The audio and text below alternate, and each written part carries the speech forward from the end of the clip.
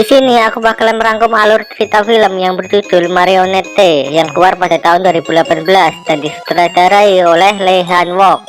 Film ini mempunyai cerita mengenai seorang guru cantik yang diteror dengan foto-foto dirinya sendiri dengan keadaan telanjang. Si guru cantik ini nggak tahu siapa yang telah memfoto dirinya.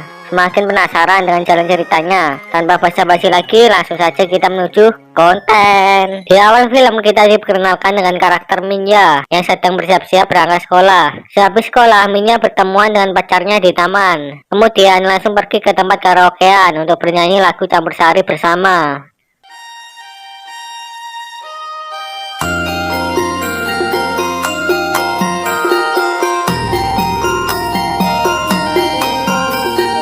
Di saat malam hari mereka makan bersama di rumah pacarnya. Sehabis makan, Minya ingin pulang karena ibunya sudah khawatir. Tapi pacarnya minta untuk ditemani sebentar lagi selama 10 menit. Apakah di sini akan terjadi adegan enak-enak?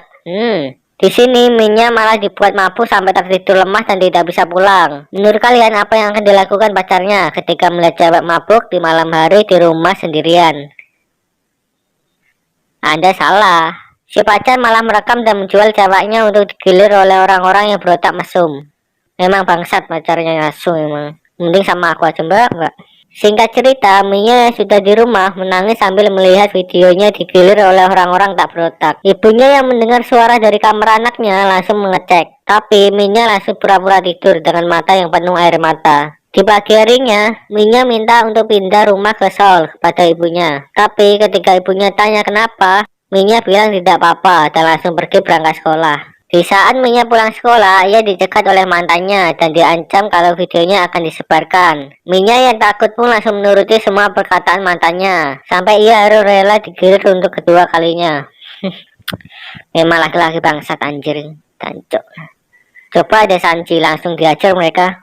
Di esok harinya, polisi mendatangi ibunya Minya untuk memberikan berita buruk mengenai anaknya yang telah digilir oleh orang-orang tak berotak. Ibunya yang mengetahui itu langsung menangis histeris dan meminta tolong kepada polisi untuk menangkap semua pelakunya. Singkat cerita, semua pelakunya telah tertangkap dan sekarang Minya dan ibunya langsung pindah rumah ke kota dan Minya mengganti namanya dengan Seorin.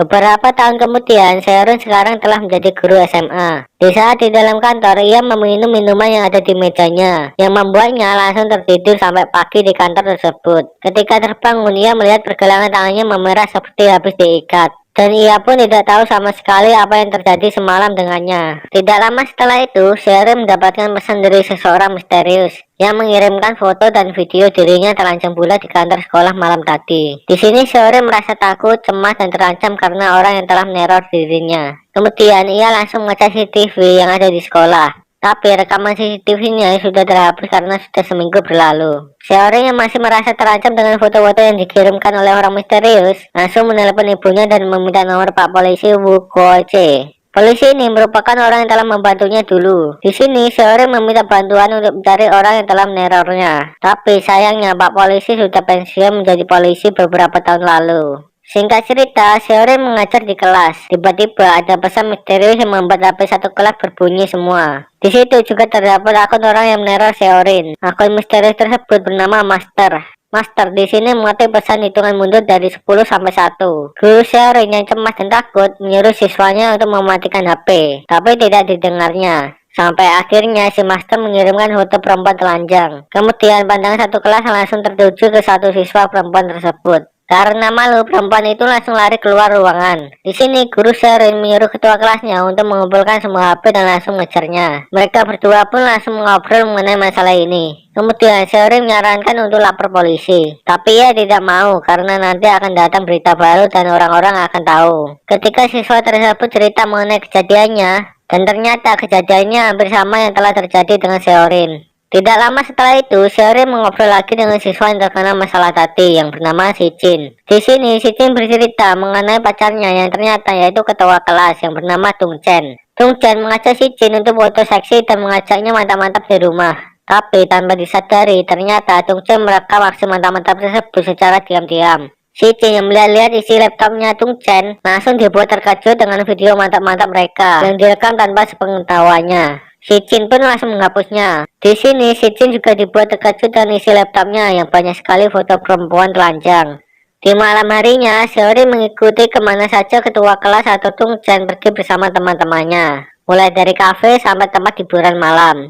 Akhirnya, Seori ikut masuk ke dalam hiburan malam tersebut. Tapi sayangnya ketika memata-matai, Seorin ketahuan dan dikejar-kejar oleh mereka. Untungnya Seorin selamat berkat Pak Polisi yang waktu itu. Meskipun Pak Polisi sudah pensiun, tapi ia akan tetap membantu Seorin untuk mencari orang yang menerornya. Kemudian Pak Polisi langsung mendatangi salah satu orang yang telah mengejar-ngejar Seorin dan langsung menginterogasinya. Di sini Pak Polisi mendapatkan banyak sekali informasi, mulai dari latar belakang Tung Chen, rekaman video, sampai nama pemimpinnya.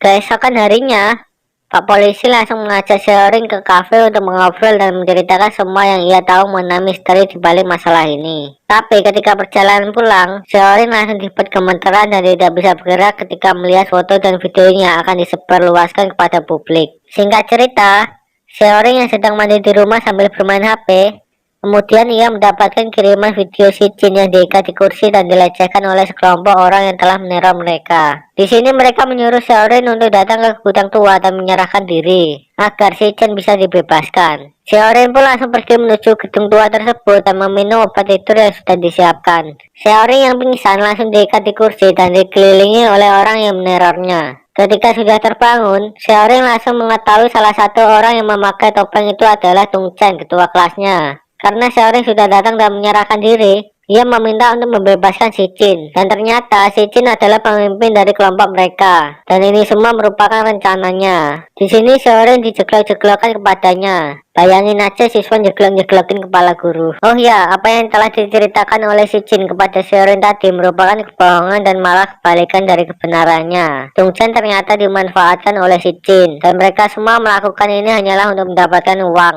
Tidak lama setelah itu, Pak Polisi pensiun datang untuk menolong Seorin seorang diri dan melawan sekumpulan anak-anak tersebut. Tapi sayangnya Pak Polisi langsung KO karena mereka semua menggunakan kayu atau senjata. Untungnya para polisi datang dan langsung menangkap mereka semua tanpa tersisa. Tapi di sini identitas dari master belum terungkap. Polisi langsung mengambil HP anak tadi dan mencari nomor master untuk melacaknya. Akhirnya sampai di rumah master dan ketika digerebek ternyata masternya yaitu bocil. Dalang dibalik semua kasus ini ternyata bocil yang menangis. 1 bulan lalu masternya yaitu ayahnya. Tapi karena ayahnya sudah tertangkap oleh polisi dan anaknya tahu tindakan ayahnya, sekarang malah anaknya melanjutkan menjadi master tanpa sepengetahuan semua orang. Cerita pun selesai, ending yang sangat mengejutkan. Jika punya saran atau rekomendasi film yang menarik, bisa tulis saja di kolom komentar. Dan pencetlah tombol subscribe biar saya tambah semangat merangkum film. Sampai jumpa di kesempatan selanjutnya.